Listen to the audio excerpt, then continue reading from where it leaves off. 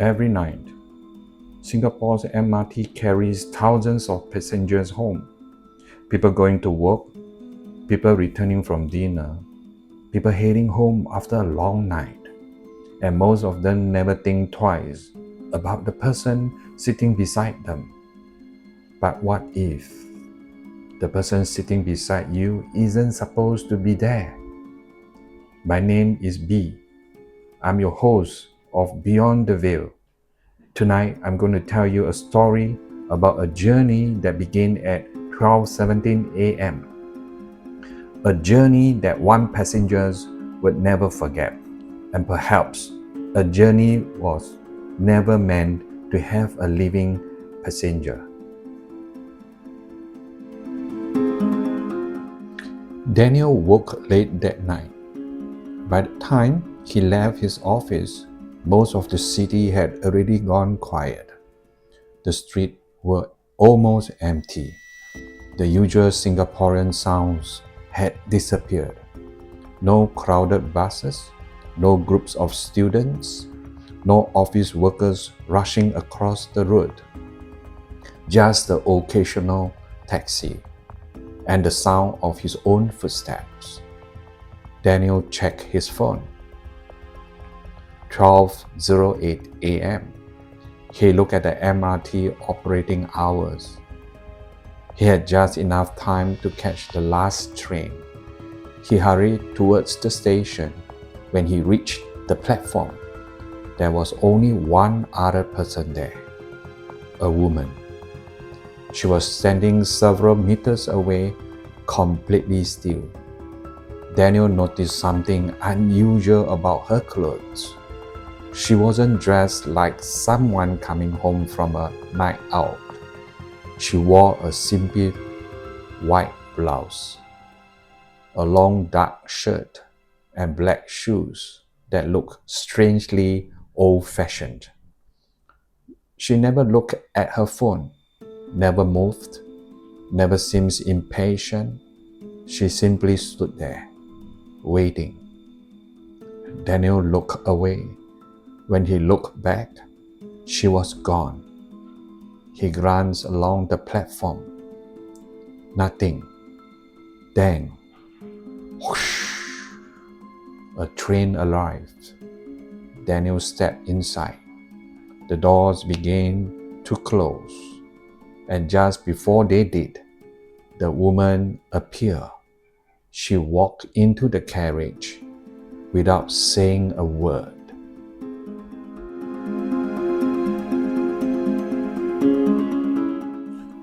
Daniel sat down.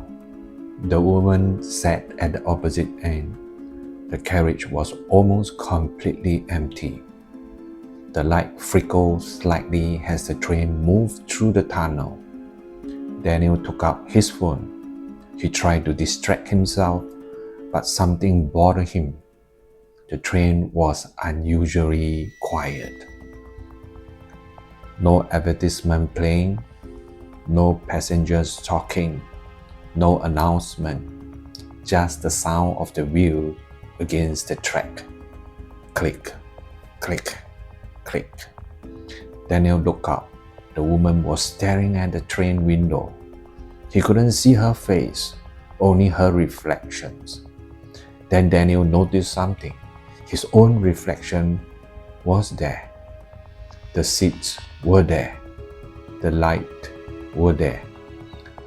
But the woman wasn't. Daniel blinked. He looked again. Nothing. He slowly turned his head towards her. She was still sitting there. He looked back at the window. Still no reflection. His heart began beating faster. He told himself, I'm tired. Maybe it's the lighting. Maybe I'm imagining things. Then the woman spoke without turning around. Don't get off at the next station. Daniel froze.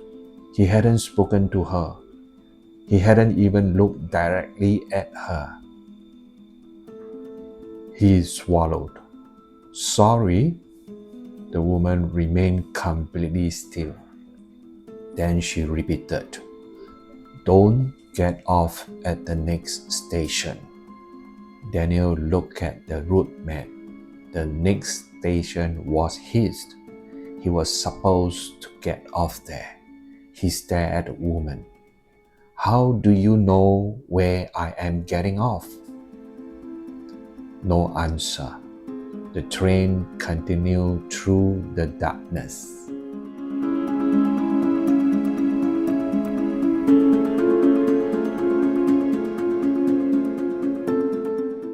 Suddenly, the speakers crackled. Next station.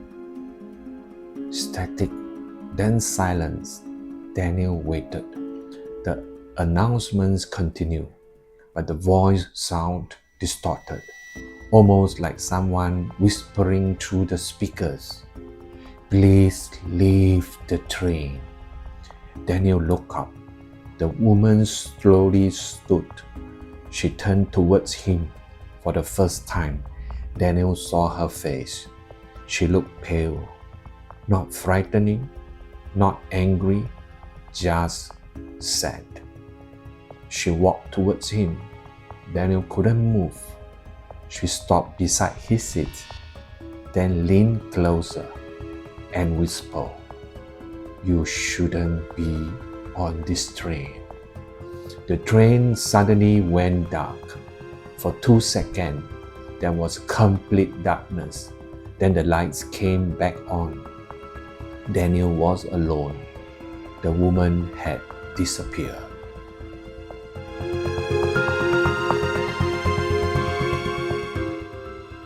The train began slowing down. The doors opened. Daniel immediately stood up. He ran up. He didn't care where he was. He just wanted to get away. The platform was empty, completely empty. There were no staff, no passengers, no announcements. Daniel looked around. Something felt wrong. The station sign didn't look familiar. He pulled out his phone. No signal. He tried calling his friend. Nothing.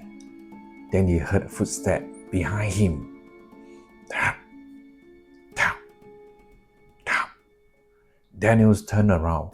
Nobody. The footsteps stopped. When his phone vibrated, he looked at the screen. One new message from an unknown number. It contained only 4 words. Why did you leave? Daniel's hands began shaking.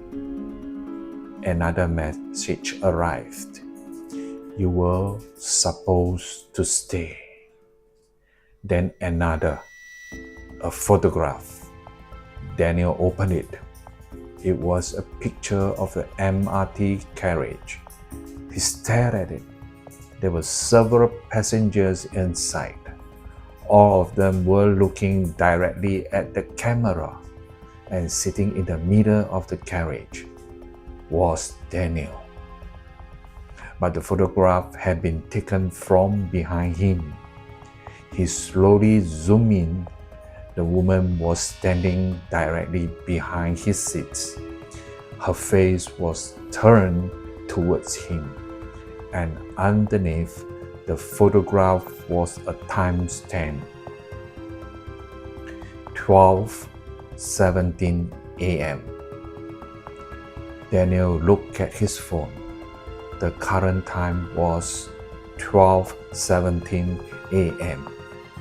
He felt his blood run cold.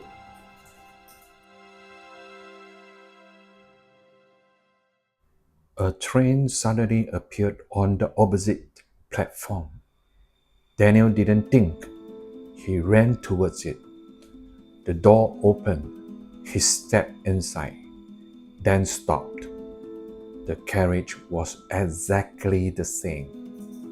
Same seats, same light, same empty interior. He looked towards the end of the carriage. The woman was sitting there, waiting. Daniel backed away. The door began closing. The woman looked directly at him, and this time she smiled. The train disappeared into the tunnel.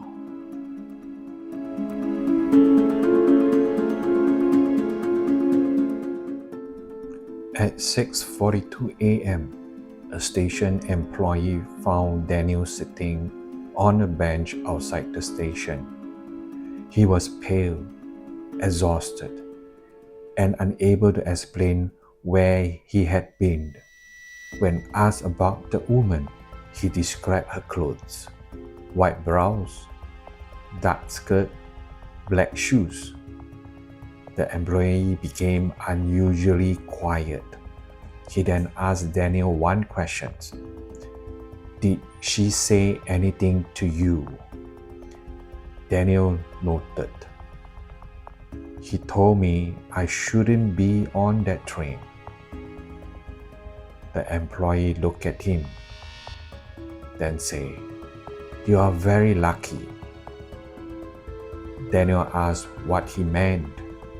The employee refused to explain.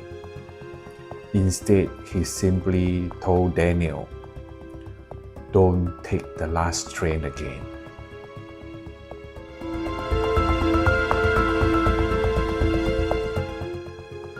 Was Daniel simply exhausted? Did the darkness and isolation cause him to imagine the woman? Was it a coincidence that he received the photograph? Or was there something else on that train? Perhaps the story is only a legend. Perhaps there is a perfectly reasonable explanation. But there is one detail that makes this story particularly disturbing: the timestamp, 12:17 a.m. Because according to Daniel, that was the exact moment he first saw her. And according to the photograph, she had been sitting behind him the entire time. So the next time you are traveling home late at night and you find yourself alone in an MRT carriage, look around, check the reflection in the window, and if someone suddenly whispers, "You shouldn't be on this train," maybe don't turn around.